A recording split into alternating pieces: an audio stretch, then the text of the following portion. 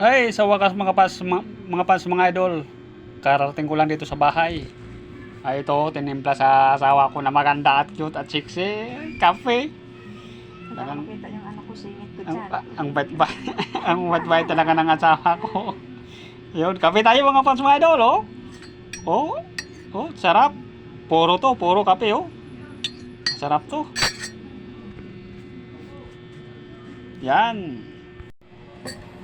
Hello mga fans mga idol. Magandang hapon po sa inyong lahat dyan.